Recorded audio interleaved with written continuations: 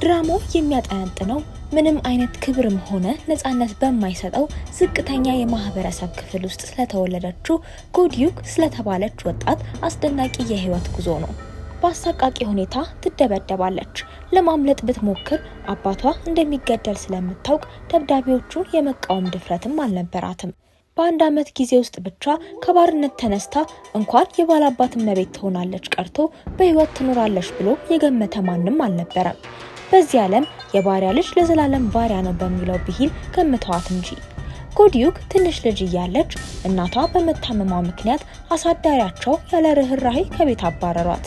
ጎዲዩክ አሳዳሪያቸው እንዲመልሳቸው ለምና እናቷ ልታድናት ብትሞክርም የሰውየውን ድንጋይ ልብ ማራራት አልቻለችም። ከዚያሽ ቅጽበት ጀምሮም ከዚህ ተስፋ ከማይኖረው የባርነት ህይወት ለመውጣት ቆርጣ ትነሳለች። ራሷን ለሚያጋጥማት ነገር ሁሉ እያዘጋጀች መልካም አጋጣሚ እስክታገኝ ትጠብቅ ነበር። ያገኘችውንም ትንሽ አጋጣሚ ሁሉ ትጠቀም ነበር። አንድ ቀን ጠዋት የሰፈሩ ሽማግሌዎች በማለዳ ሲመጡ ተመለከተች። ቅጣት እንዳይደርስባት በአጥር ዘላ በመውጣትና ራሷን በመቀየር በድብቅ ወደ ግቢው ገባች።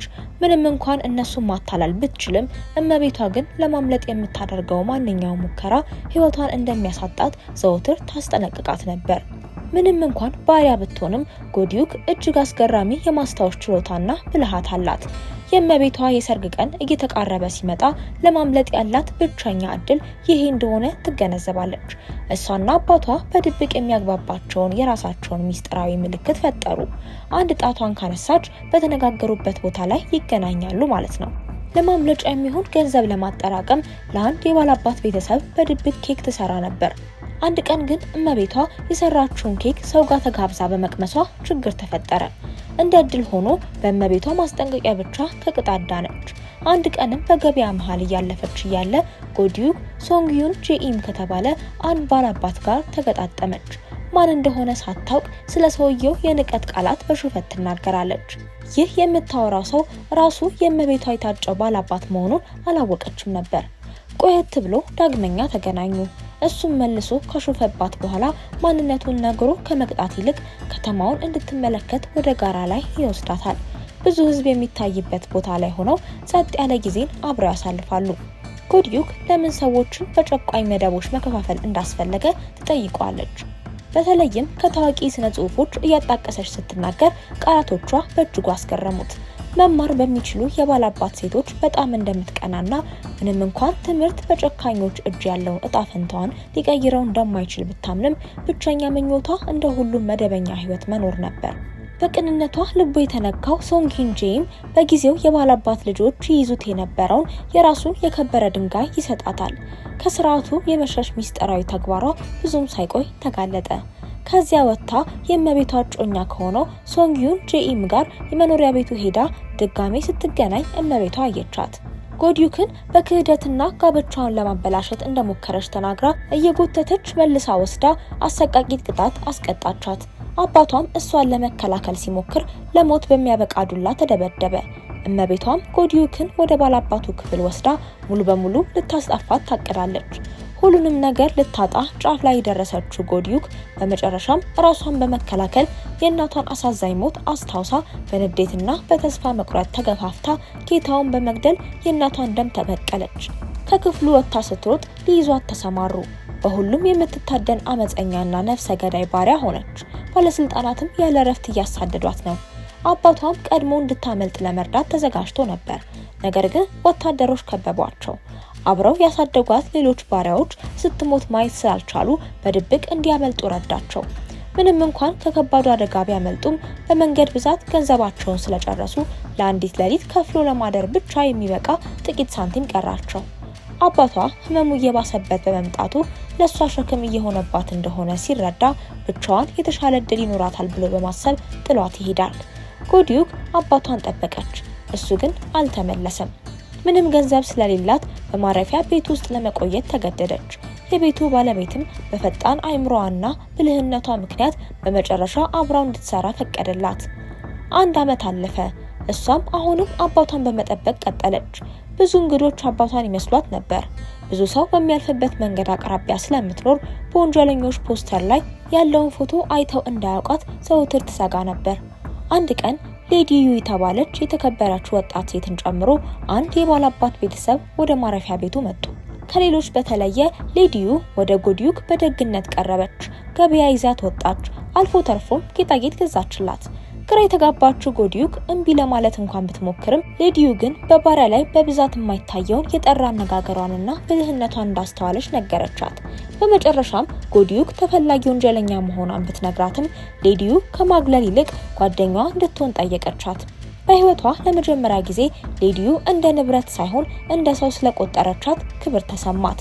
ጎዲዩክ ሁሉም ባላባቶች ጨካኝ እንዳልሆኑም በዚሁ ተረዳች። እንግዶቹ ከመሄዳቸው በፊት የማረፊያ ቤቱ ባለቤት ሌዲዩ ጎዲዩክን ይዛ እንድትሄድ ለመናት። ሌዲዩም በደስታ ተስማማች። ሌዲዩ ጎዲዩክን እንደ አገልጋይ ሳይሆን እንደ እውነተኛ ጓደኛ ነበር የፈለገቻት።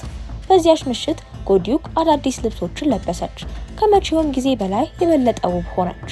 ብዙም ሳይቆይ ግን በድንገት ዘራፊዎች ማረፊያ ቤቱን አመሱት። የሌዲዩን አባት፣ ጠባቂዎችንና የቤቱን ባለቤት ገደሉ። ማምለጫ አጥተው የተከበቡት ጎዲዩክና ሌዲዩ በአንድ የዕቃ ማከማቻ ክፍል ውስጥ ተደበቁ።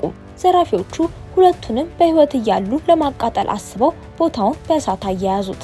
እሳቱ እየተስፋፋ ሲመጣና ህንጻው መደርመስ ሲጀምር ሌዲዩ አንድ ቆራጥ ውሳኔ ወሰነች። ጎዲዩክን ወደ ውጭ ገፍታ አስወጣቻት። ጎዲዩክም ወደ እሷ ለመመለስ ስትሞክር ህንጻው ተደርምሶ እሷም ራሷን ሳተች። በማግስቱ ጎዲዩክ ስትነቃ በማታውቃቸው ሰዎች ተከባና ድና ራሷን አገኘች። ምንም ነገር ከማስረዳቷ በፊት በተአምር የተረፍሽው ሌዲዩ ነሽ አይደል ብለው የተሳሳተ ማንነትን ሰጧት። ምክንያቱ ደግሞ በጣቷ ላይ የነበረው ቀለበት ሌዲዩ ብቻ ልታደርገው የምትችለው ስለነበር ነው። ሌዲዩ በለጋ እድሜዋ ከቤተሰቦቿ ተለይታ ስለነበር አድጋ ምን እንደምትመስል ማንም በትክክል አያውቅም። ለነሱ ቀለበቱን ያደረገች ከሆነ እሷ ናት። ጎዲዩክ ግራ ተጋባች። ሌዲዩ ከእሳቱ በፊት ቀለበቱን ለምን በጣቷ ላይ እንዳደረገችላት አልገባትም ነበር። በጸጥታ ማምለጥ ትችል የነበረ ቢሆንም የሌዲዩን ደግነት አስታውሳ እውነቱን ለመንገር ወሰነች። በሌዲዩ አያት ፊት ተንበርክካ እውነተኛዋ ሌዲዩ በእሳቱ ውስጥ እንደሞተች ተናገረች። አያትየው በድንጋጤ ስለ ቀለበቱ ሲጠይቋት ጎዲዩክ ሌዲዩ በገዛ ፍቃዷ እንደሰጠቻት አስረዳቻቸው። መጀመሪያ ላይ አያትየው ቀለበቱን ተቀብለው ጎዲዩክን ሊያባሯት አስበው የነበር ቢሆንም ጎዲዩክ ዘራፊዎቹ እነማን እንደሆኑ እንደምታውቅ ስትናገር ሁሉም ነገር ተለውጦ እሷን ለማቆየት ወሰኑ። ባለስልጣናትም መጥተው ምርመራ እንዲያደርጉ አዘዙ። ወንጀለኞቹ እስኪያዙ ድረስ ማንም የአመፀኛ ባሪያን ቃል ስለማያምን ጎዲዩክ እንደ ሌዲዩ መኖሯን ቀጠለች። ሆኖም ሌላ ምክንያት ነበር። አሁን አቋሙ የተዳከመው የዩ ቤተሰብ በተቀናቃኝ የባላባት ቤተሰቦች እንዳይደመሰስ ሽፋን የሚሆን ሰው ያስፈልገው ነበር።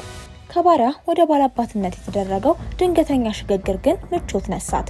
ብዙ ጊዜ ራሷን ትረሳና በልምድ የአገልጋይ ስራዎችን ለመስራት ትሞክር ነበር። በህይወት ለመቆየት ንግግሮችን በጥንቃቄ ታደምጣለች። በቤት ውስጥ ያሉትን ስሞችና ግንኙነቶችን ታጠናለች። ብልህነቷ ከጥርጣሬ እንድትርቅ ረድቷታል። አንዳንድ የቤተሰብ አባላትን ባለማወቅ ራሷ ልታጋለጥ በተቃረበች ጊዜ እንኳን በአደጋው ምክንያት ትዝታዋን እንዳጣች አስመስላ ታልፈዋለች። ቀስ በቀስ እንደ ባላባት እመቤት እንዴት መሆን እንዳለባት ተማረች። ሌሎች የባላባት ሴቶች ስለሷ ሲያሙ በብልሃት በተጻፈ ጠንካራ ግን ደግሞ የተዋቡ ቃላት ባሉት ደብዳቤ ክብሯን በሚያስጠብቅ መልኩ ምላሽ ትሰጣለች። ምላሿ አያትየውን አስደምሞ ጎዲዩክ በባላባቱ ቤተሰብ እንዴት መኖር እንዳለባት እየተማረች መሆኑን አረጋገጠ። በመጨረሻም ዘራፊዎቹ ተያዙ። ነገር ግን ጥፋታቸውን ለማመን ፈቃደኛ አልነበሩም። ሁሉም ሰው በተገረመበት ሁኔታ ጎዲዩክ ፍርድ ቤት ቀርባ መሰከረችባቸው። ለሌዲዩም ፍትህ ተገኘ። የበቀል እርምጃውም ስለተሳካ ከእንግዲህ የውሸት ማንነቷን ይዛ መቆየት አላስፈለጋትም። ሆኖም በጣም ብቃት ያላትና ደግ መሆኗን ያዩት አያትየው እሷን ለማባረር ልባቸው አልፈቀደም። በዚያ ምሽት ጎዲዩክ ቀለበቱንና ልብሶቹን መልሳ ለመሄድ ስትዘጋጅ አያትየዋ አስቆሟት። ቀለበቱን መልሰው ጣቷ ላይ በማድረግ ጎዲዩክ አሁንም በእርግጥም ሌዲዩ መሆኗን አወጁ። ከዚያች ቅስፈት ጀምረው ጎዲዩክ የድሮ ማንነቷን ሙሉ በሙሉ መተው ነበረባት። ጎዲዩክን በቀጥታ ማዳን ስላልቻለ ሶንጉንጄም ፍለጋውን እንዲያቆሙ ለአሳሾቹ ጉቦ በመስጠት ያለውን ገንዘብ በሙሉ አጠፋ። ለአንዲት አመፀኛ ባሪያ ሲል ለምን ሁሉንም ነገር መስዋዕት እንደሚያደርግ ግን ማንም ሊረዳው አልቻለም። ነገር ግን ያኔ የባላባትነት ክብሩን ትቶ ዓለምን እየዞረ በነፃነት ለመኖር ቆርጦ ነበር። ጎዲዩክን እየፈለገ ሲጓዝም የአሳሾቹን ፖስተሮች ይቀዳል። አልፎ ተርፎም ታሪካቸውን ወደ ልቦለድ መጽሐፍ ቀየረው። እሱ ሳያውቀው ጎዲዩክ ለሱ እጅግ በጣም ጠቃሚ ሰው ሆና ነበር። በዚህ መሃል በጥንቃቄ የተደበቀው የጎዲዩክ ማንነት በዚያው መጽሐፍ ምክንያት ሊጋለጥ ምንም አልቀረውም ነበር። መጽሐፉ የህይወቷን ዝርዝሮች ይዛው የምትዞረውን የከበረ ድንጋይና ወንጀለኛ መሆኗን ጭምር ይዟል። አገልጋዩዋ መጽሐፉን አምጥታ አንድ ባላባት ኦቾሎኒ ከምትሸጥ ባሪያ ፍቅር ይዞት የራሱን የከበረ ድንጋይ እንደሰጣት ታሪኩን ስትገልጽላት ጎዲዩክ ደነገጠች። ማንበቧን ስትቀጥልም የድሮ ታሪኳን በትክክል የሚያንጸባርቁ ትዕይንቶችን ተደብቃ በተገኘችበት ጊዜ የነበረውንና የወንጀል ታሪኳን ጭምር አገኘች። እውነቱን ለማወቅ ደራሲውን ቺሁንን ለማየት ሄደች። መጀመሪያ ላይ እሱ ሌላ ማንነት የተጠቀመው ሶንግዩ ጄኢም መሆኑን አላወቀችም ነበር። ከሩቅ ፊቱን በግልጽ ማየት ባትችልም ቀረብ ስትል ግን በአንድ ወቅት አብሯት ትርኢቶችን ይመለከት የነበረውን ሰው አስታወሰች። በመጨረሻም ፊት ለፊት ሲገናኙ ሁለቱም ወዲያውኑ ተዋወቁ። በመደናገጥና ሚስጥሯ እንዳይገለጥ በመፍራት ጎዲዩክ ልትሄድ ሞከረች። ነገር ግን ቀድሞውኑ ግልጽ ሆኖ ነበር። ቺንሁይ ማለት ሶንግዩ ጄኢም ነው። አገልጋያ ሳታውቅ ባመቻቸችው መሰረት ድልድይ ላይ ዳግመኛ ተገናኙ። የፍቅር ስሜት ሳይሆን ውጥረት የነገሰበት ቦታ መሰለ። ጎዲዩክ ታሪኳን በመጽሐፍ አጋልጦ ህይወቷን አደጋ ላይ በመጣሉ ተናደደች። እሷ አሁን ያቺ የቀድሞዋ ጎዲዩክ እንዳልሆነች አጥብቃ በመናገር እንዲረሳት ለመነችው። ያኔ የፍቅር ህልም ሊኖራት የማይችል ባሪያ ነበረች። አሁን ህይወታቸው የተለያየ ነው። ደህንነቷም የሚጠበቀው በዚሁ መንገድ ነው። ምንም እንኳን አገልጋያ አብራው እንድትሸሽ ብታበረታታትም ጎዲዩክ ግን አሻፈረኝ አለች። ይህም የባላባትነት ህይወቷን ወዳው ሳይሆን የዩ ቤተሰብን ለመጠበቅና እንደ ሌዲዩ ቴዮን ሆና ለመኖር ለሌዲዩን አያት ቃል በመግባቷ ብቻ ነው። በማግስቱ ሶንግዩን ጄኢም ዳግመኛ አገኛትና ወደ አንድ ቦታ ሊወስዳት ለመናት። ባትፈልግም ማንነቷ እንደሚጋለጥባት ሲያስፈራራት ጊዜ ተስማማች። በአንድ ወቅት ልትጎበኘው ወደ ተመኘችው ባህር ዳርቻ ወሰዳት። ከዚያም የራሱን ታሪክ ነገራት። ከጋብቻ ውጪ እንደተወለደ ልጅ በቤተሰብ ውስጥ ምንም ቦታ አልነበረውም። በኋላ ላይ ግን በእሷ ቃላት ተነሳስቶ ከቤት በመውጣት ጸሐፊ ሆኖ የራሱን ህይወት ገነባ። በነጻነት አብረው መኖር እንዲችሉ አባቷን እንድታገኝ ሊረዳት ቃል ገባ። ለተወሰነ ጊዜ የጎሪዮ ልብም በታሪኩ ተነካ። ነገር ግን ወደ ቤት ስትመለስ አሳዛኝ ክስተት ጠበቃት። አገልጋያ ሻይባይ ሞታ ተገኘች። ባለስልጣናት ራሷን አጥፍታ ነው ቢሉም ጎሪዮ ግን ግድያ መሆኑን የሚያሳይ ቁስል አስተዋለች። ዋና ተጠርጣሪዋ የአንዲት ኃይለኛ ባላባት ሴት ልጅ የሆነችው ባይዴጊዋን ነበረች። ይህ ክስተት የልጅነቷን ጊዜ ህመም አስታወሳት። እናቷ እንዴት ያለ ፍትህ እንደሞተችና የባሪያ ህይወት ምን ያክል ዋጋ እንደሌለው ዝም ለማለትን ፈቃደኛ አልሆነችም። ራሷን የማጋለጥ መንገድ ቢሆንም ለሻይባይ ፍትህ ለማግኘት ወሰነች። ወደ ባለስልጣናት መሄድ ሚስጥሯን አደጋ ላይ እንደሚጥለው ብትገነዘብም ጎሪዮ እርምጃ ወሰደች። ማስረጃዎችን አሰባስባ ጉዳዩን እንዲያተኩሩበት ጠየቀች። ባላባቶች እንኳን አንድን አገልጋይ ያለ ህግ አግባብ ከገደሉ ከቅጣት ሊያመልጡ አይችሉም። ባይዴጊዋንግና ቤተሰቡ ለምርመራ ተወሰዱ። እንደ ሌዲዮ ቲዮን በመሆን ጎሪዮ ኃይለኞቹን ቤተሰቦች በቀጥታ ተጋፈጠች። አሁን ምህረት የምትለምን ደካማ ባሪያ አይደለችም። ለራሷ ብቻ ሳይሆን እንደሷ ላሉ ሌሎች ሰዎች መልሳ መዋጋት የምትችል ሰው ሆናለች። እንደ ሌዲዮ ቲዮን ጎሪዮ በባላባቱ ቤተሰብ ውስጥ ህይወቷን ቀጠለች። ከገረዶቿ አንዷ የሆነችው ሻይባይ ብትገደልም ዋና ተጠርጣሪው የኃይለኛው ባይ ቤተሰብ አባል ብቻ ስለሆነ ባለስልጣናቱ ራሷን አጥፍታ ነው ብለው በውሸት ደመደሙ። ይባስ ብለው የባላባት ሴቶች ተጎጂዎቹን በአደባባይ ሰደቡ። የአካባቢው ባለስልጣናት ሁኔታውን ለማጣመም የህግ ባለሙያዎችን አመጡ። ብዙም ሳይቆይ የሻይባይ እናት ባላባቶችን በውሸት ከሳለች ብላ ታሰረች። ጎሪዮ ለፍታ ያገኘችው ምስክር እንኳን በአጠራጣሪ ሁኔታ ድምጿ ጠፋ። ቀሪዎቹ አገልጋዮችን በማስፈራሪያ ዝም እንዲሉ ተደረጉ። ጎሪዮም የባላባቶች ኃይል ምን ያክል ከባድና ኢሞራላዊ እንደሆነ ተገነዘበች። ጉዳዩን በማዘጋጃ ቤቱ ጽህፈት ቤት ለማጣራት ብትሞክርም ከበር እንዳትገባ ተከለከላለች። ሌላ ምርጫ ስላጣች ለመመርመር በማሰብ በጀርባ አጥር ዘላ ገባች። ግቢ ውስጥ አንድ ሰው ሶንግዩ ጄኢም መስሏት ተጠግታ ጠይቀዋለች። ወጣቱ ግን የማዘጋጃ ቤቱ ዳኛ ልጅ የሆነው ዩን ጄኢም መሆኑን ነገራት። ብዙም ሳይቆይ ዩን ጄኢም የምርመራ አጋሯ ሆነ።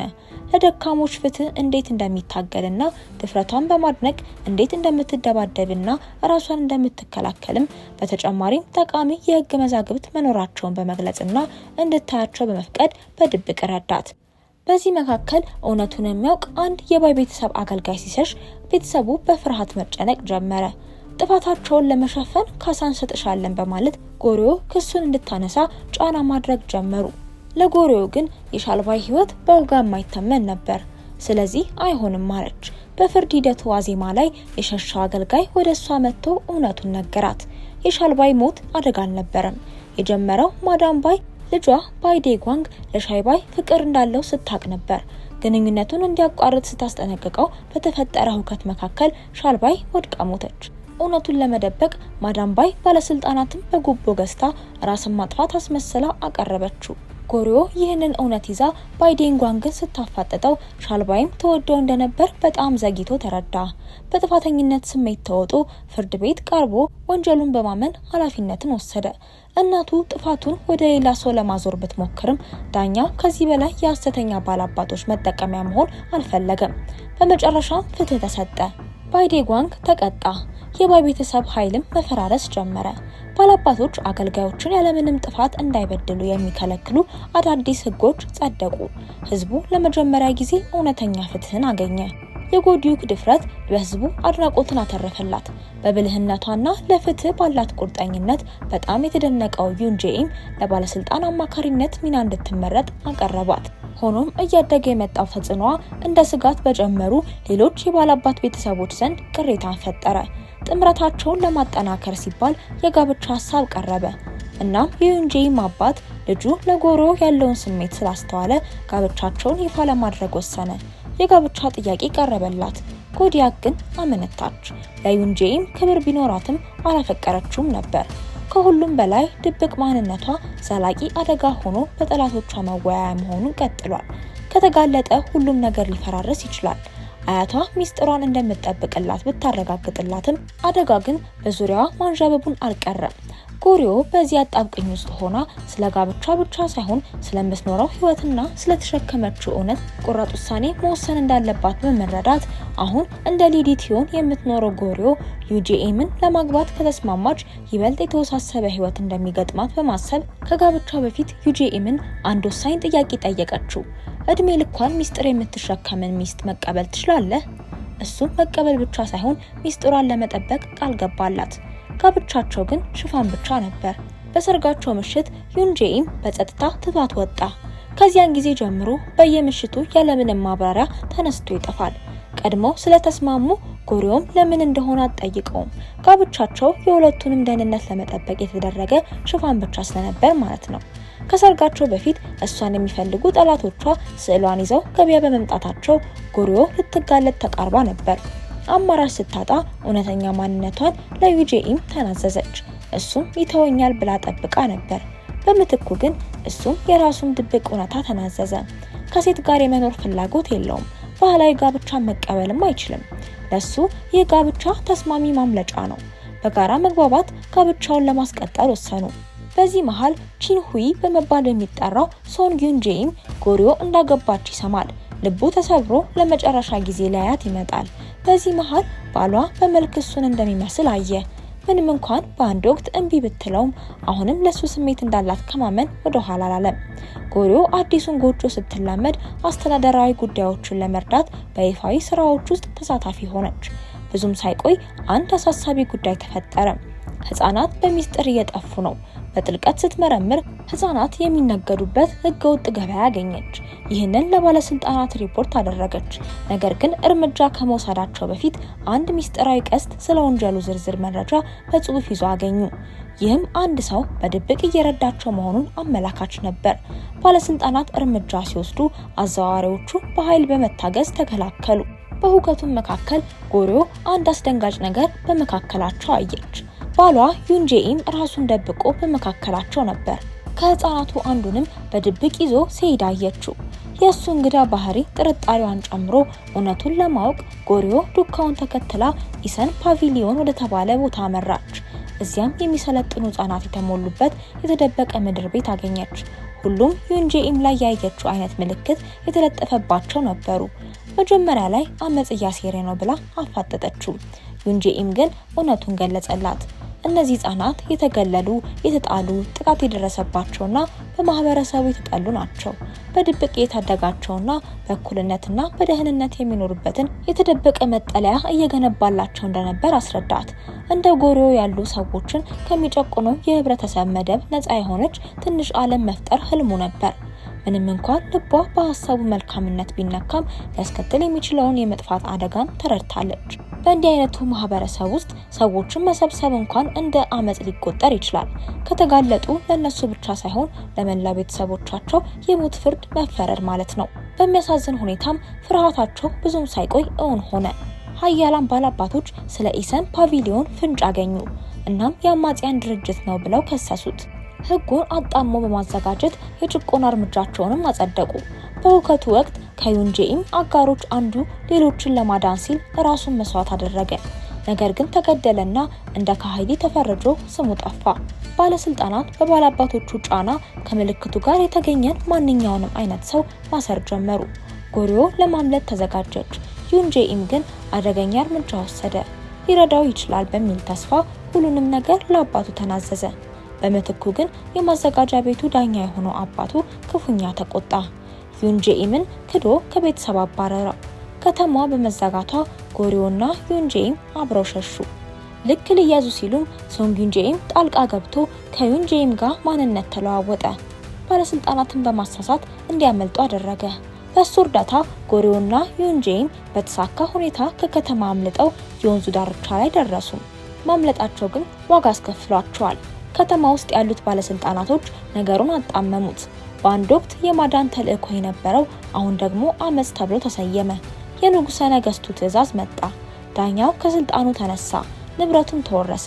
ስልጣኑም ቀውሱን ላቀነባበሩት ባላባቶች ተሰጠ። ጎሪዮ እሱን ለመከላከል ብትሞክርም ከንጉሠ ነገስቱ ትዕዛዝ ስልጣን አንጻር ቃላቷ ምንም ትርጉም አልነበራቸውም። አሁን እንደ ሌዲ ዮንጂን የምትኖረው ጎዲዩክ ከባላባትነት ማማ ወደ ተስፋ መቁረጥ ቁልቁል ወረደች። ትላንትና የተከበረች ወጣት እመቤት የነበረችው እመቤት አሁን ላይ በቀዝቃዛ ድንጋይ ላይ ተንበርክካ ጠላቶቿን ምህረት መለመን ጀመረች። የቤተሰቧ ሀብት ተወርሷል። አገልጋዮቿ እንኳን ሊሸጡ ነው። ልመናዋ ባያቋርጥም በሩን የሚከፍትላት ጠፋ።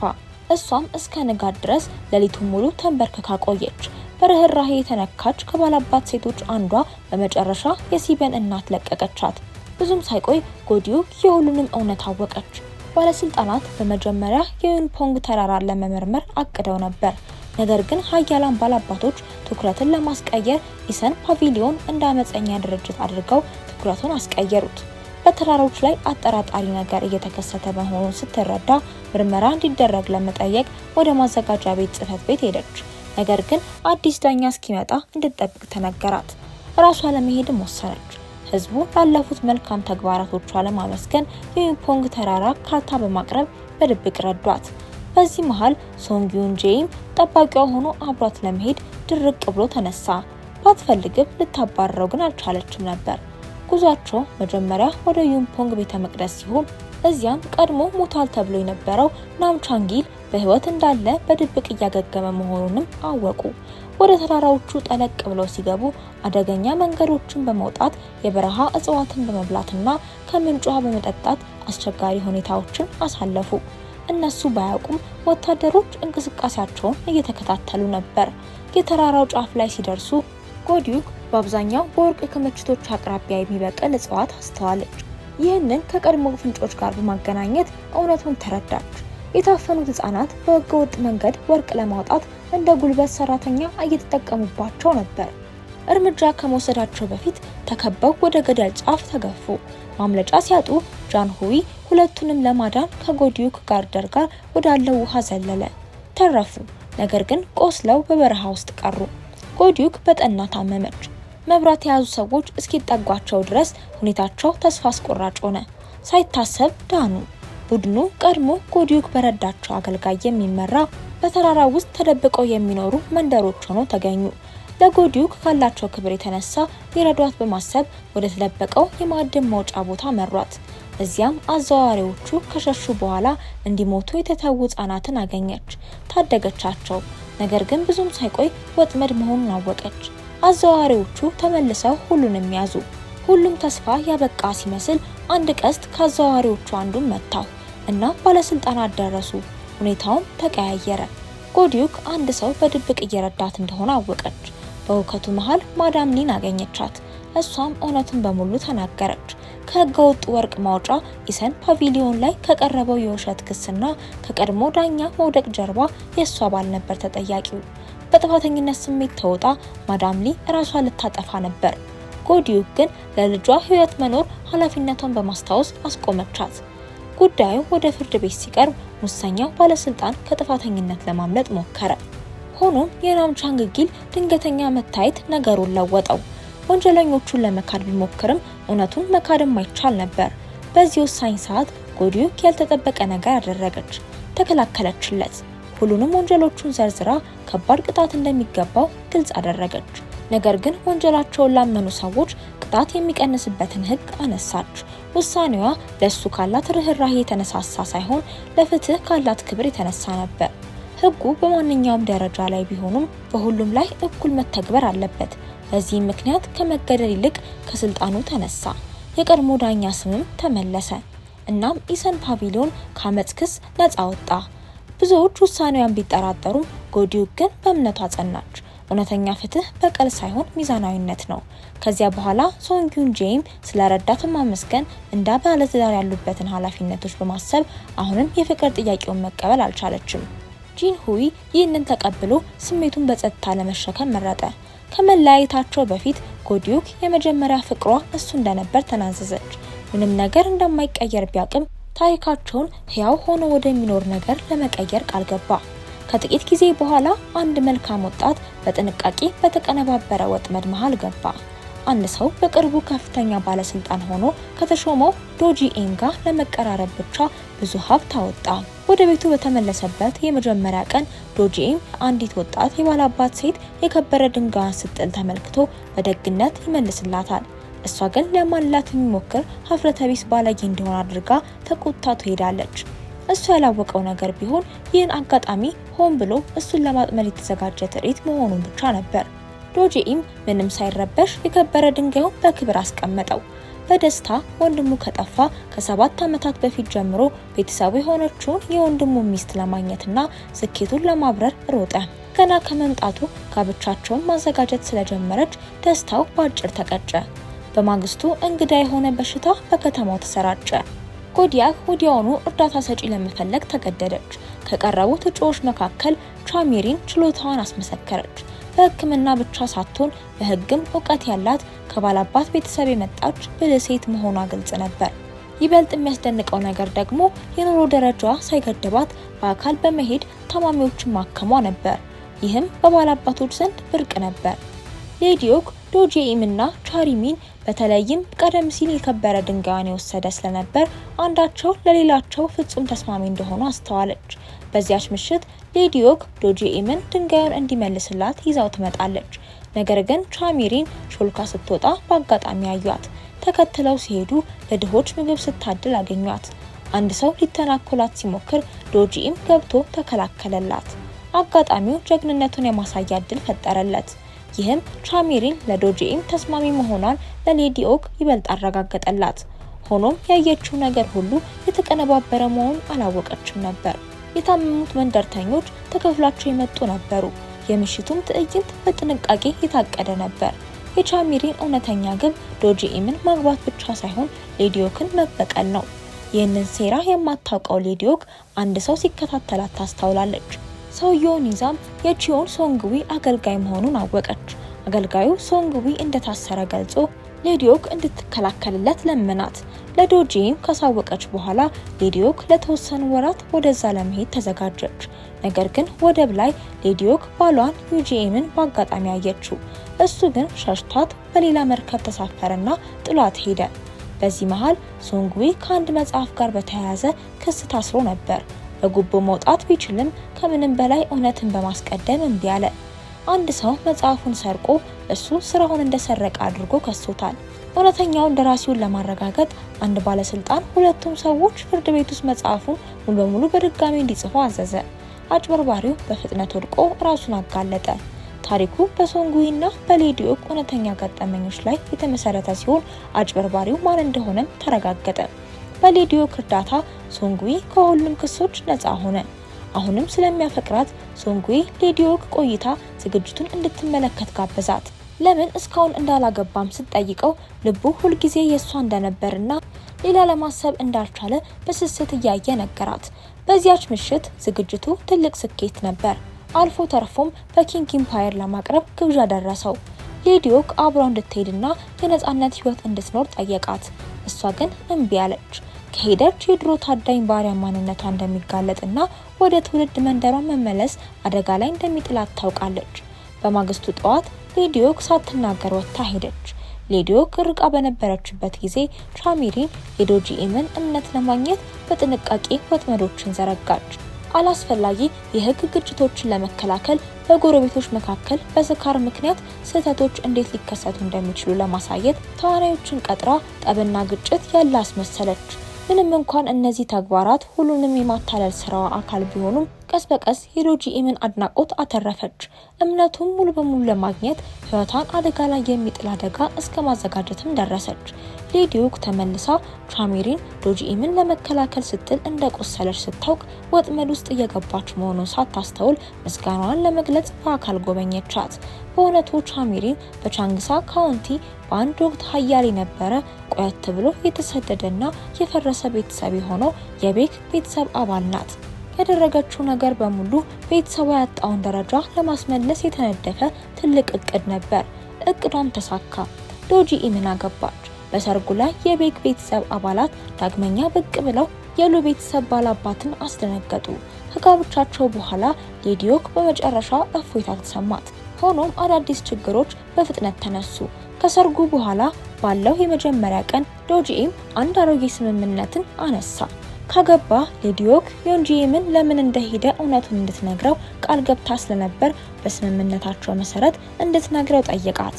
እነሱ ሳያውቁ ምንም እንኳን አንድ አገልጋይ በስርዓቱ ደርሳ ብታስቆማትም ቻሚሪን በድብቅ ከውጭ ታዳምጥ ነበር። በዚያ ምሽት ሌዲ ቤክ ከሉ ቤተሰቦች ሌሎች ባላባት ሴቶች ጋር በመሆን ማሴር ጀመረች። ሌዲዮክ አሁን በቻንግሶንግ ክፍለ ሀገር ውስጥ ከፍተኛ ኃይል እንዳላት በማሳበብ ቶሎ እርምጃ ካልወሰዱ ሁሉም ነገር እንደሚጠፋ አስጠነቀቀቻቸው። በዚህም እጅግ አደገኛ የሆነ እቅድ አቀዱ። በማግስቱ ጠዋት ዶጂኢም ሲነቃ አልጋው ላይ ሚስጥራዊ ማስታወሻን አገኘ። ብዙም ሳይቆይ የወንድሙ አስክሬን እንደተገኘ የሚያሳይ ዜና ነበር። በተመሳሳይ ጊዜ ሌዲዮክ ባሏን እንዳጣች የሚገልጽ ወሬ በከተማ ሁሉ ተሰራጨ። በዚህም የተከታታይ ፊልሙ የመጀመሪያ ክፍል እዚህ ላይ ያበቃል። ቪዲዮውን እስከ መጨረሻው ስለተከታተላችሁኝ በጣም አመሰግናለሁ። አሁን ደግሞ ስክሪኑ ላይ ከሚታዩት ቪዲዮዎች አንዱን ተጭናችሁ ተመልከቱ። በእርግጠኝነት ትወዱታላችሁ።